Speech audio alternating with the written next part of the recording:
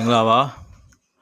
ါဒေါက်တာထွန်းမြတ်ဝယ်မှာဆေးဝါးပညာ channel ကနေပြီးတော့ကြိုဆိုပါတယ်ကျွန်တော်ဒီနေ့ပြောချင်တဲ့အကြောင်းအရာလေးကတော့ခြေထောက်တွေ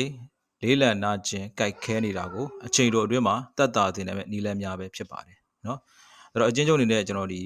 ီမိတ်ဆက်အနေနဲ့ပြောရမယ်ဆိုတော့ကျွန်တော်ခြေထောက်တွေခြေဆုံးကြွက်သားတွေနာကျင်ကြိုက်ခဲကြတာလူတော်များများဖြစ်ပူကြပါတယ်ညဘက်တွေမှာနာကျင်ကြိုက်ခဲတယ်တချို့ဆိုညဘက်တွေမှာကြွက်တက်တယ်ပေါ့နော်အဲ့တော့ခြေထောက်တွေကဘာကြောင့်မှမသိကြိုက်ခဲနေတာမျိုးတွေရှိတတ်ပါတယ်ဆိုတဲ့အခါကျရင်ကျွန်တော်တို့ကဘာလဲဆိုတော့ဒီကြိုက်ခဲပြောက်စီလေးတောက်လိုက်တယ်ခဏတော့တက်တာဆိုပြီးရင်ပြန်ဖြစ်တယ်ပေါ့နော်ဆိုတော့ပြောချင်တာကကျွန်တော်ဘာလဲဆိုတော့ကုသမှုကသိမမှန်သေးလို့ပြောလို့ရပါတယ်เนาะဆိုတော့ကျွန်တော်နာကျင်ကြိုက်ခဲရတဲ့အကြောင်းရင်းတွေရှိပါတယ်ဒါမဲ့နာကျင်ကြိုက်ခဲတာရှိတယ်လို့ယောဂကြောင့်နာကျင်ကြိုက်ခဲတာမျိုးလည်းရှိပါတယ်ယောဂကြောင့်နာကျင်ကြိုက်ခဲတယ်ဆိုတော့ကျွန်တော်တို့ကသူ့အတွက်မှန်ကန်တိကျတဲ့ဆေးတွေကိုတောက်မှာပဲတက်တာပြောက်ကင်းနိုင်မှာဖြစ်ပါတယ်ဒီဗီဒီယိုထဲမှာဆိုရင်တော့ခြေထောက်တွေကျွန်တော်လေးလံနာကျင်ကြိုက်ခဲတာဘာကြောင့်လဲဒါကိုတက်တော့ကျွန်တော်ဘယ်လိုလုပ်မလဲဆိုတဲ့အကြောင်းတွေကိုရှင်းပြပေးသွားမှာဖြစ်ပါတယ်เนาะခြေထောက်တွေနာကျင်ကြိုက်ခဲနေတဲ့သူတွေဒါတွေခံစားမှုတဲ့သူတွေအနေနဲ့လိုက်ပါပြီးတော့ကြည့်ရှုပေးပါဒါဘယ်လိုဖြေရှင်းမလဲဆိုတဲ့နည်းလမ်းများကျွန်တော်ပြောပြပေးထားတာဖြစ်ပါတယ်ပထမဆုံးပြောချင်တာခြေထောက်လေးလံခြင်း heavy latch syndrome လို့ခေါ်တာပါเนาะခြေထောက်တွေလေးလံတယ်နောက်ပင်မနှွမ်းနေတယ်ခြေဆုံးကြွက်သားတွေတင်းပါတယ်စသဖြင့်ညဘက်အချိန်မှာဆိုရင်တနေခင်းတော့အကောင်းပဲလှုပ်ရှားသွားလာတယ်ဒါပေမဲ့ညဘက်အချိန်ရောက်လာခြေထောက်တွေတင်းလာနာကျင်ကြိုက်ခဲလာတယ်ကြွက်တက်တယ်စတဲ့ဒီလက္ခဏာတွေခံစားရဘူးကြပါလိမ့်မယ်เนาะဒါတွေကကျွန်တော်တို့ဘာကြောင့်ဖြစ်တာလဲเนาะဘာကြောင့်ဖြစ်လာလဲဆိုပထမကျွန်တော်တို့သွေးလက်ပတ်မှုမကောင်းတာပေါ့เนาะကျွန်တော်ခြေလုံးမှာဒီသွေးကြောတွေရှိတယ်အဲ့ဒီသွေးကိုကျွန်တော်တို့သွေးစီးဆင်းမှုမကောင်းရင်ဖြစ်တတ်တယ်ဥပမာကျွန်တော်ဒီသွေးကြောတွေမှာအနေထိုင်ပြီးတော့မှကျွန်တော်တို့ဒီ atherosclerosis ခေါ်တဲ့ဒီသွေးကြောတွေပိတ်ဆို့တာပေါ့နော်အဆီတွေနဲ့စုပြီးတော့ပိတ်ဆို့သွားတဲ့ခါကျရင်ခြေထောက်ကိုသွေးစီးဆင်းမှုမကောင်းအဲ့ဒီခါကျရင်ကျွန်တော်ဒီခြေထောက်တွေခြေသုံးကြွက်သားတွေခြေထောက်တွေနာကျင်ကြိုက်ခဲတာဖြစ်တတ်ပါတယ်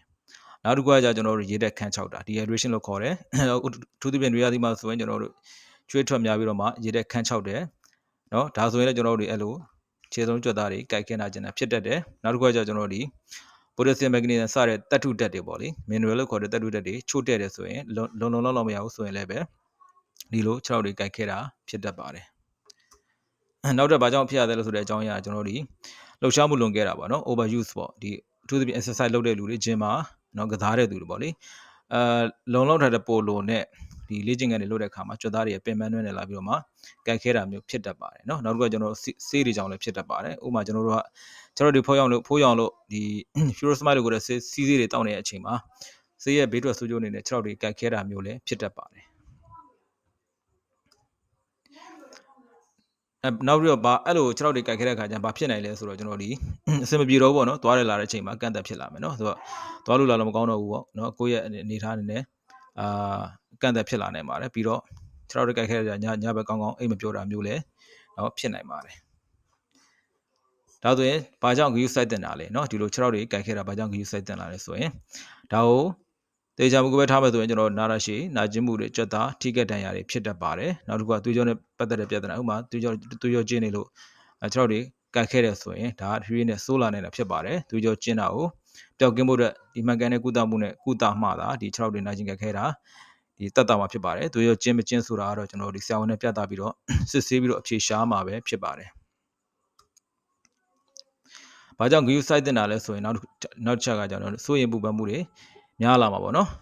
်ဒီခြေထောက်တွေကြိုက်ခဲနာကျင်လာလို့ဆိုရင်အဆင်မပြေတော့အလုပ်လုပ်ရအဆင်မပြေတော့ဘူးစိုးရင်မှုတွေဖြစ်လာနိုင်တယ်ပြီးတော့လှုပ်ရှားရတာအဆင်ပြေခါကြရင်ကျွန်တော်ဒီအလုပ်ကိုလည်းနည်းနည်းထိခိုက်လာနိုင်တာဖြစ်ပါတယ်ဒါကြောင့်ဂရုစိုက်တင်တာဖြစ်ပါတယ်ဆိုရင်ကျွန်တော်နောက်တစ်ခုကကျွန်တော်ဒီလိုဖြစ်လာခါကျရင်ဘာဆေးတွေတောက်မလဲဆေးနဲ့ပတ်သက်ပြီးပထမဆုံးပြောချင်ပါတယ်ကျွန်တော်ဘာဆေးတောက်မလဲဆိုတော့ကျွန်တော်ဒီပထမဆုံးမက်ဂနီဆီယမ်ဆေးတောက်ဖို့လိုပါတယ်မက်ဂနီဆီယမ်ကျွန်တော်အာယုံကြောနဲ့ကြွက်သားတွေကိုအားဖြည့်ပေးတဲ့ဒီဆေးတဲ့စာအာဟာရဖြစ်ဆွတ်တာမျိုးဖြစ်ပါတယ်เนาะမက်ဂနီဆီယမ်ဖြစ်ဆွတ်ဆေးတွေကိုတောက်အောင်မှာဖြစ်ပါတယ်နောက်ပိုတက်ဆီယမ်နဲ့ဆိုင်တဲ့ဆေးတွေကိုလည်းတောက်အောင်မှာဖြစ်ပါတယ်ပိုတက်ဆီယမ်လည်းကျွန်တော်ဒီကြွက်သားတွေအတွက်အသုံးဝင်တဲ့ဒီဖြစ်ဆွတ်စာဖြစ်ပါတယ်ပြီးတော့အရန်ကြိုက်ခဲတဲ့ဆိုရင်တော့ကျွန်တော်ကြိုက်ခဲပြောက်ဆေးတွေဖြစ်တဲ့ ibuprofen တို့เนาะdiclofenac တို့ aceclofenac တို့စားတဲ့ဒီကြိုက်ခဲပြောက်ဆေးတွေကိုကျွန်တော်တို့ရက်တို့တောက်လို့ရပါတယ်เนาะဂျာကြီးတက်တာတွေကိုအတွက်ဖြစ်ပါတယ်โอเคဒါဆိုရင်ကျွန်တော်မက်ဂနီဆီယမ်နဲ့ပတ်သက်ပြီးပြောချင်ပါတယ်เนาะမက်ဂနီဆီယမ်အရေးပါပါတယ်အရေးကြီးပါတယ်မက်ဂနီဆီယမ်ကိုပုံစံမျိုးနဲ့ရနိုင်ပါတယ်ကျွန်တော်မက်ဂနီဆီယမ် citrate ဒါမှမဟုတ်မက်ဂနီဆီယမ် oxide ပေါ့เนาะတခြား type တွေလည်းအများကြီးရှိပါသေးတယ်เนาะ ကျွန်တော် mechanism ဘယ်လိုတောက်မလဲဆိုတနေ့ကို250 mg ကနေပြီးတော့မှ400 mg တောက်လို့ရပါတယ်ဆရာဝန်ညွှန်ကြားချက်နဲ့တောက်မှာဖြစ်ပါတယ်အဲ့လိုတောက်တဲ့အခါမှာကျွန်တော်ကြွက်တက်တာတွေကြွက်သားတင်းမာတာတွေကိုရှော့ချပေးနိုင်တဲ့အတွက်ဒါတွေကျွန်တော်တို့ကြွက်သားတွေပျော့ပြောင်းပြီးတော့မှတက်တာလာမှာဖြစ်ပါတယ်เนาะတကယ်လို့အမျိုးသားရည်နေတဲ့အသက်40 50စီးကျိတ်ကြီးတဲ့လူတွေကကြတော့ကျွန်တော်ဒီဆရာဝန်နဲ့တိုင်ပင်ပြီးတော့မှတောက်တင်ပါတယ်နောက်တော့ကျွန်တော်ဒီ6 heavy leg syndrome နဲ့6တွေနာကျင်လေးလံတာအတွက်เนาะတောက်မဲ့ဆေးတစ်မျိုးကကြတော့ဖြစ်ဆွတ်စာပေါ့เนาะဖြစ်ဆွတ်ဆေးတစ်မျိုးကကြတော့ကျွန်တော် potassium chloride ဖြစ်ပါတယ်เนาะဆိုတော့တနေ့ကိုဒီတရားပေါ့ဗျာ100 mg ကနေပြီး200 mg ဆရာဝန်ညွှန်ကြားချက်နဲ့တောက်မှာဖြစ်ပါတယ်ကြွက်သားတွေရဲ့ဒီလှုပ်ရှားမှုပေါ့နော် movement သူကထိန်းညှိပေးပါတယ်เนาะ balance လုပ်ပေးတယ်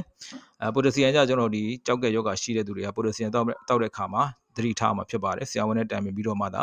တောက်မှာဖြစ်ပါတယ်เนาะဒီလိုကြောက်ကမကောင်းဆိုရင်တောက်လိုက်တဲ့ potassium ကိုခန္ဓာကိုယ်ပြင်ပကိုဆွန့်ထုတ်နိုင်တာနေသွားတယ်ခန္ဓာကိုယ်တွေးထဲမှာ potassium တွေလိုအပ်တာတဲ့ပမာဏများလာတဲ့ခါကျနှလုံးကိုထိခိုက်နိုင်လို့ဖြစ်ပါတယ်เนาะဒါကြောင့်ကျွန်တော်တို့ကကြောက်ကကောင်းမကောင်းစစ်စစ်ဖို့လည်းကြောက်ကကောင်းတယ်ဆိုတော့တောက်လို့ရပြဿနာမရှိဘူးမကောင်းဆိုရင်တော့ဆရာဝန်ညွှန်ကြားချက်နဲ့တောက်အောင်မှာဖြစ်ပါတယ်နောက်တစ်ခုကကျွန်တော်တို့ကက်ခဲပြောက်စေတယ်ပေါ့လေကျွန်တော်တို့နာကျင်ကက်ခဲတယ်ဆိုရင်တော့ယာယီတက်တာသေးလို့ပြောခဲ့တဲ့အတိုင်းပဲ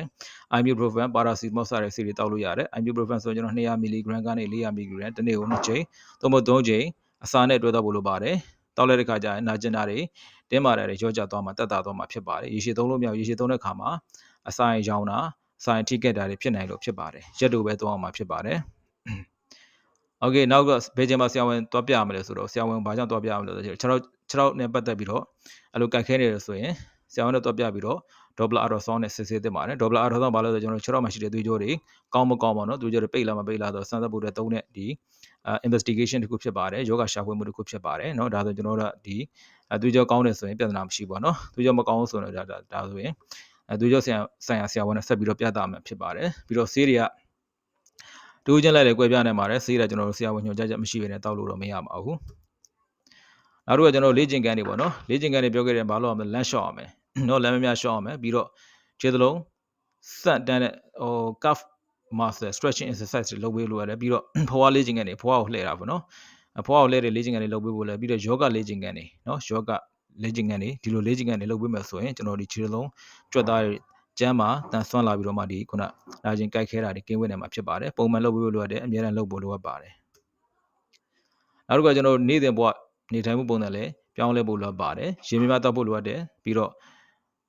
ကြော်သားတွေနာကျင်နေရဆိုရင်နှိမ့်နေပြီးဖို့လိုအပ်တယ် relax နားယူဖို့လိုအပ်တယ်ပြီးတော့ဖက်နှက်တွေကိုလည်းကျွန်တော်ဒီအရမ်းမာတဲ့ဖက်နှက်တွေမစီးဘဲနဲ့ခြေပွားတွေတင့်တော်တဲ့ပျော့ပြောင်းတဲ့နော်အဝင်ကွင်ညဖြစ်တဲ့ဖက်နှက်မျိုးကိုရွေးချယ်ပြီးတော့စီးသင့်ပါတယ်ကျွန်တော်ဖက်နှက်တော့မစီးသင့်ပါဘူးကြိုးကျေးဇူးတွေနဲ့ဒီလိုလုပ်မယ်ဆိုတော့ဘာဖြစ်လို့လဲဆိုတော့ကျွန်တော်ရုပ်ပိုင်းရောစိတ်ပိုင်းရောကျွန်တော်နေ့စဉ်ဘဝမှာပါကျွန်တော်ဒီတိုးတက်လာမှာဖြစ်ပါတယ်เนาะဆိုတော့ဒီခြေထောက်နာကျင်တာတွေတက်တာပြီးတော့မှเนาะကြိုးကျေးဇူးတွေခံစားရမှာဖြစ်ပါတယ်โอเคမေးမြန်းချင်တာမှရှိရဆိုလည်းကျွန်တော် comment မှာမေးမြန်းလို့ရပါတယ်เนาะဆေးနဲ့ပတ်သက်ပြီးဖြစ်ဒါနဲ့ပတ်သက်ပြီးတော့သိချင်တာများတော့ comment မှာထပ်ပြီးတော့မေးလို့ရပါတယ် channel လို့ like လုပ်ပေးပါ subscribe လုပ်ပေးပါအသစ်တင်တဲ့ဗီဒီယိုများကိုသိရှိဖို့အတွက်လည်း notification ခေါင်းလောင်းလေးနှိပ်ပေးပါအားလုံးကျေးဇူးတင်ပါတယ်